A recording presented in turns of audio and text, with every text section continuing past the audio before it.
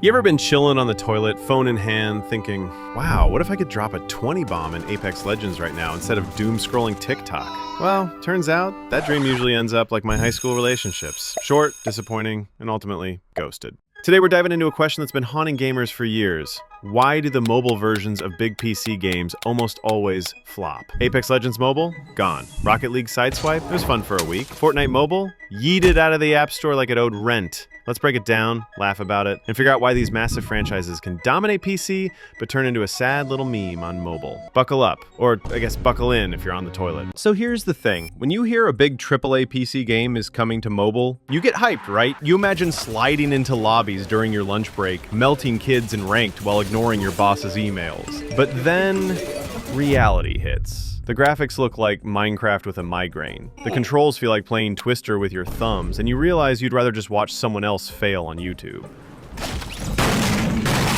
Take Apex Legends Mobile, for example. This game had so much potential. We all imagined those smooth slides, perfect wingman headshots, maybe a cheeky finisher on a sweaty Wraith main. But what happened? Less than a year after launch, sunsetted. Shut down. Respawn basically looked at it and said, yeah, this ain't it, chief, and pulled the plug. Or Rocket League Sideswipe. I'll admit, this was actually kind of fun, for like 3 days, but it never captured the chaos and hype of real Rocket League. Where's my friend screaming on Discord because he missed an open net? Where's that moment when your car explodes mid-flip and your entire ranked career flashes before your eyes? Mobile just can't recreate that vibe. Fortnite Mobile might be the juiciest example. It didn't flop because nobody liked it. It flopped because of business beef with Apple and Google. Epic tried to sidestep the 30% cut, and the big boys basically said, get that broke behavior out of here, and kicked Fortnite off faster than your ex blocking you on Instagram. Now we're left with Fortnite kids crying on Twitter about not being able to crank 90s on their iPads. So what's the core issue? PC games are designed for big screens, precise controls, and sometimes even keyboards that sound like a typewriter from 1956. You can't just shrink all that chaos and strategy into a touchscreen the size of a Pop-Tart and expect it to slap the same. Controls are one of the biggest reasons mobile versions fail. Ever tried to do a flick shot with an on-screen joystick? Bro, it feels like trying to tie your shoelaces with spaghetti noodles. PC players spend years perfecting mouse aim and keyboard muscle memory.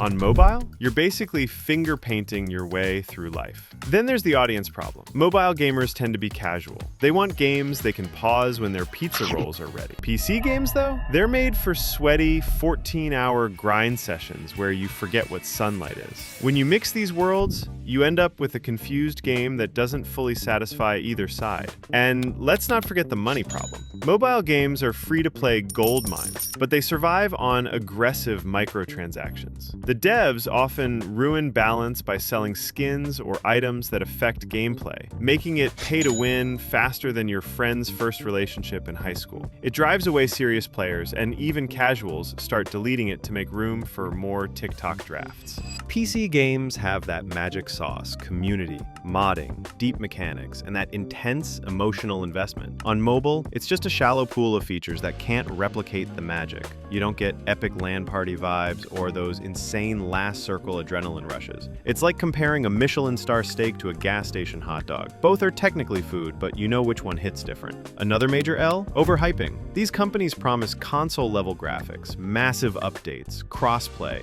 and then you boot it up and it looks like it was made on Microsoft Paint. The disappointment hits so hard you can almost hear your wallet sighing in relief. Let's not forget, phones aren't mini gaming PCs. They overheat faster than my brain in math class. Batteries die in one game session, and half the player base is on ancient iPhones that can barely run Subway Surfers. The hardware just isn't there to support big AAA experiences properly. On top of that, cheating on mobile is rampant. It's easier to hack, mod, and grief because security is weaker. Nothing kills a game faster than random hackers aimbotting you from across the map. Unless you're into masochism, that's a quick uninstall.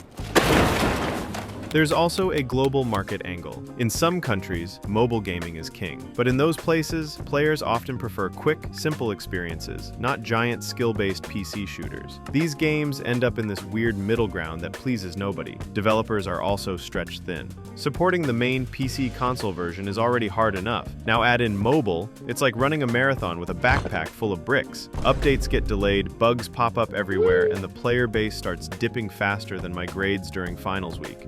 When you try to split one game into multiple platforms, the community fractures. PC players start clowning mobile players for having aim assist on steroids, and mobile players call PC players washed boomers. Everyone's fighting instead of playing, and nobody wins.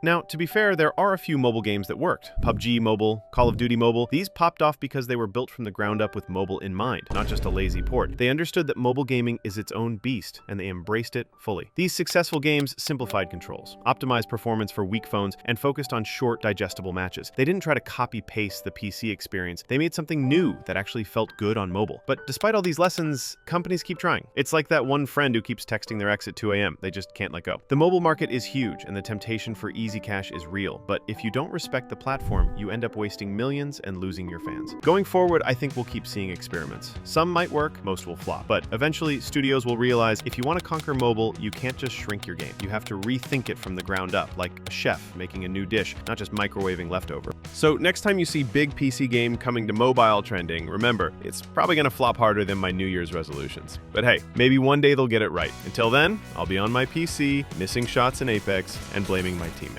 Thanks for watching, and I'll see you on the next one. Peace!